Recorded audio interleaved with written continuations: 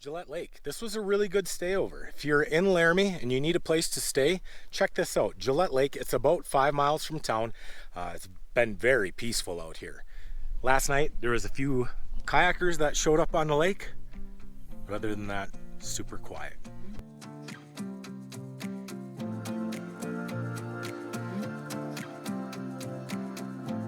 Alright guys, I think I got it figured out. Where we're gonna go is Eagle Peak. It's in the Medicine Bow National Forest. It's north of Laramie, where I'm at right now. So it's gonna be about a 2.5 hour drive. Well, I thought I'd come to this car wash. I hate when the truck looks dirty. And you can see that I got mud slung all the way to the top of the overhead cab. I went to put $20 in to get change, and look what they gave me. So the machine paid me out with $18 in silver dollars and $2 in quarters. The problem is, the machine to wash the vehicle, it only takes quarters. Mint. So this is Highway 34 north of Laramie. It's a lot of really pretty land out here.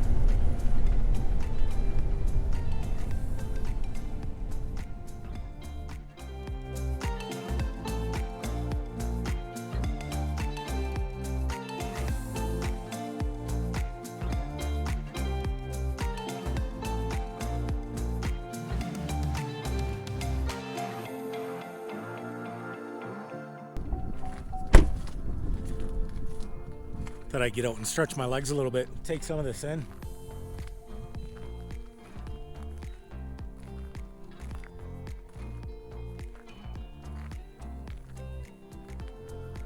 So beautiful.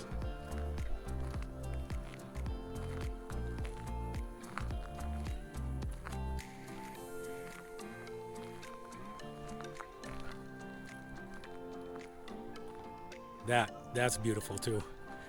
Right, back on the road.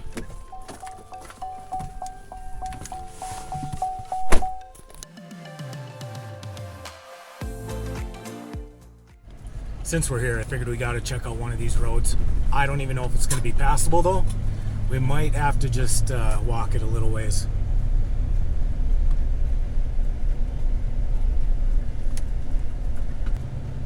Bummer. It's just, yeah, no overhead clearance. Bummer. Would have been cool. So we're on Horseshoe Road right now. It's outside of Glendale, Wyoming. And it looks like it's about a 15-mile tar road that goes through and into the National Forest. It's been a beautiful road.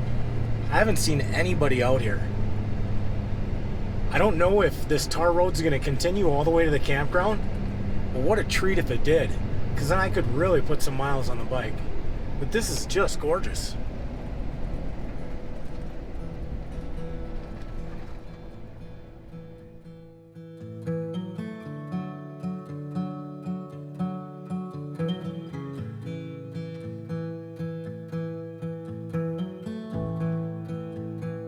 So about 17 miles in, it turns to dirt. And it looks like we got another 8 miles so we hit the campground.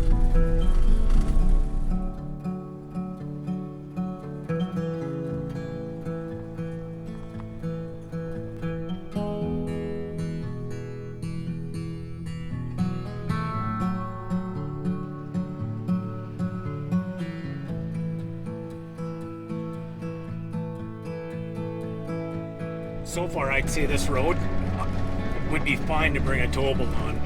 It's got some switchbacks on it, but I think you could navigate them without any problem. Just make sure you go slow and you shouldn't have any issues. And it does get steep, but again, if you're going slow, shouldn't be any issues. I've been watching my transmission temperature, and I'm sitting at about 212 right now.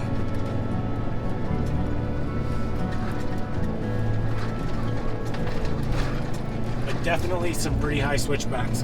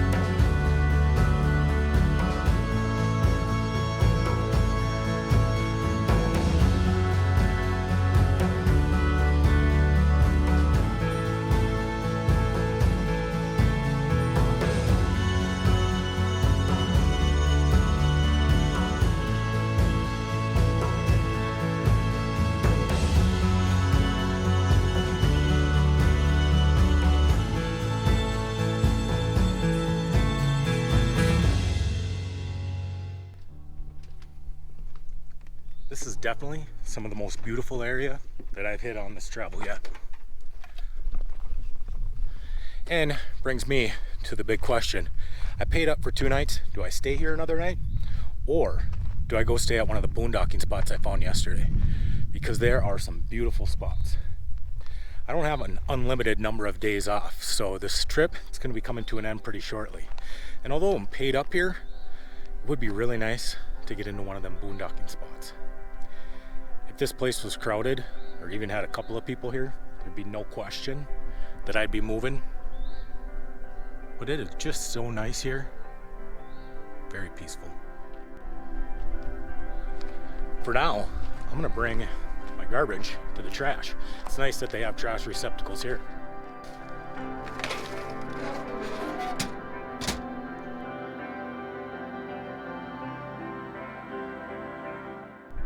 So last night, pretty late in the evening, had a truck pull in, set up a tent real close to my spot, which surprised me because the whole campground was open.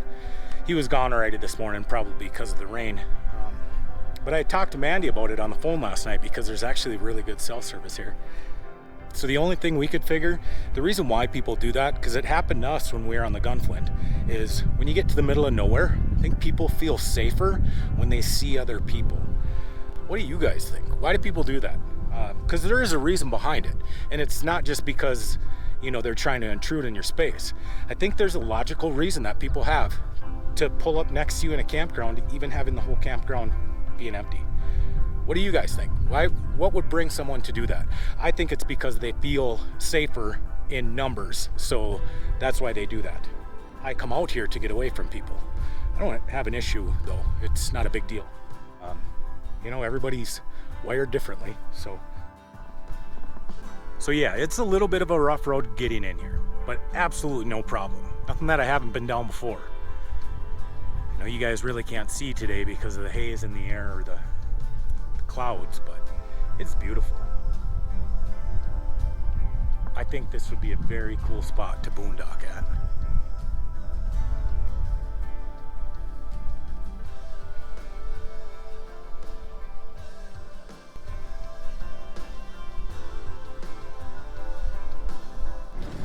Well, I decided since it was only about a mile or two down the road, why even take the generator cable off? So I just left it strung across the top of the truck. We're gonna go to that boondocking spot I found. Because the truth is, I don't know when I'm gonna get back here. And that place is just too beautiful to let go.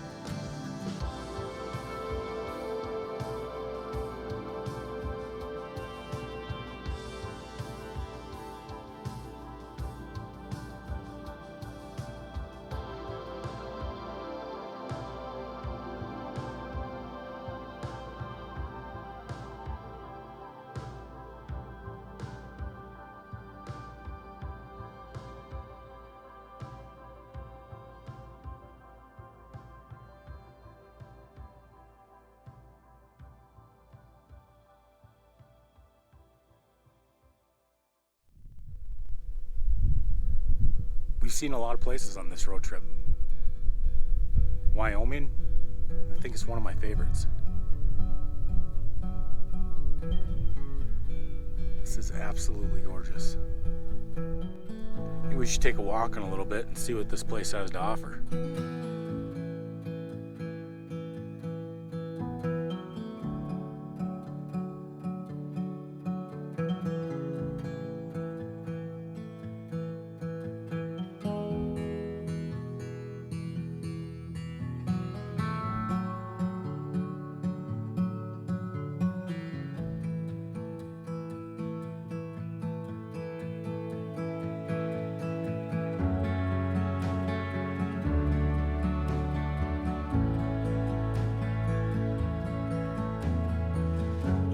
It's gonna be some beautiful views.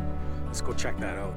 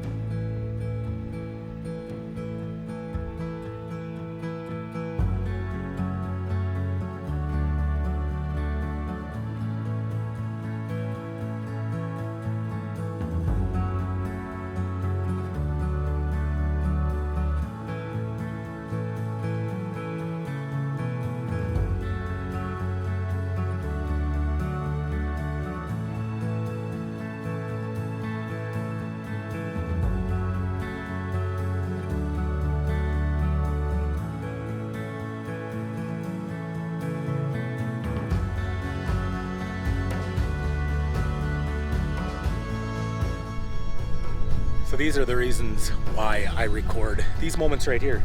Fortunately, I can't have Mandy with me. The kids, they're working. So I'm doing this one solo, and it's nice to be able to record this, have a memory of it. And it's nice to be able to show Mandy and show the girls where I've been. So I hope that you guys are able to also enjoy being on this little adventure, because this is beautiful here.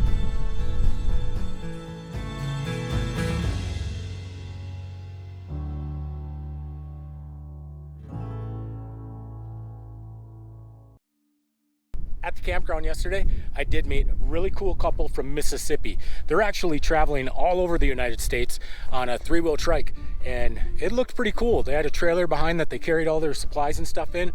We talked for a long time yesterday, and it was so cool to hear their story. If you guys are watching the video, I'll say hi, and maybe we'll see each other again down the road sometime. Let's go see if there's anybody at the campground. All right, I'm gonna try holding it in my hand today, see how this works.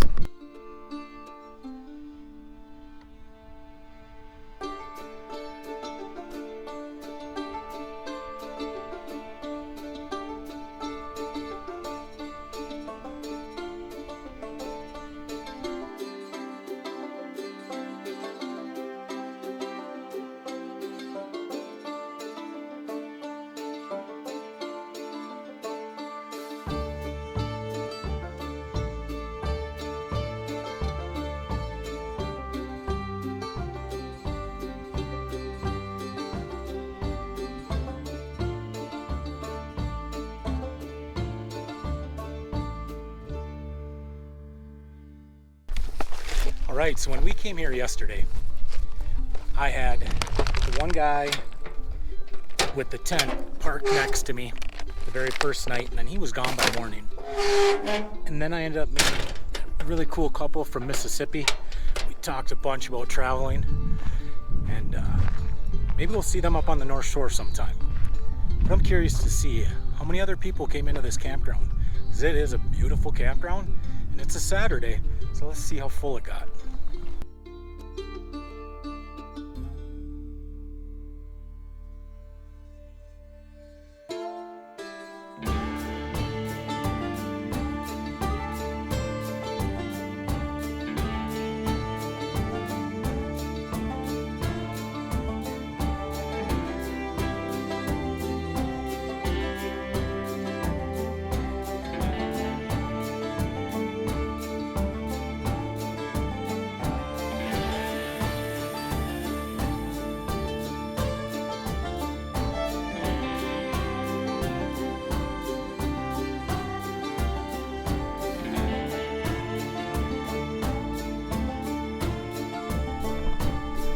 They said the campgrounds have been really quiet. They said they had a bicycler come through last night and spend the night. Otherwise, the campground's been empty. What a slice of heaven this is. So that couple told me that they went into the closest town from here yesterday, which was Douglas, and they said that was about 30 miles away. They said on their way back, they said we were able to see where you parked. There's a scenic overlook. I came to the top of this hill, and there's a scenic overlook, and you can see my camper and truck right over there. They said, oh, it looks like a beautiful spot. And I said, it really is. Yep, that's a winner right there. I think it's time to go back to the campsite, lay in the hammock for a little while, be lazy.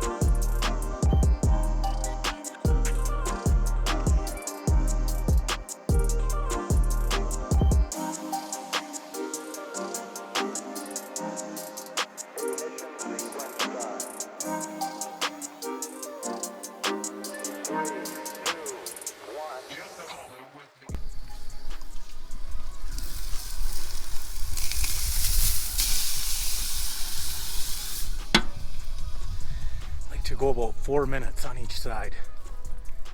Nice medium steak. My plan is to cut this up while it's still cold. Actually cuts so much easier when it's cold.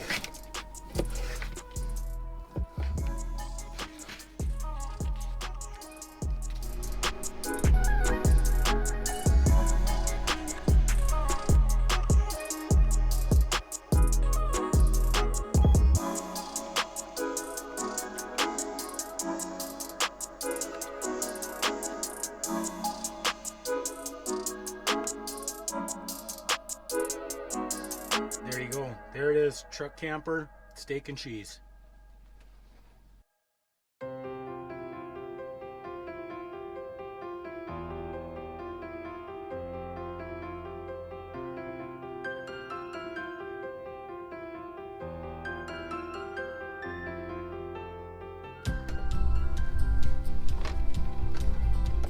Well, it's time to go.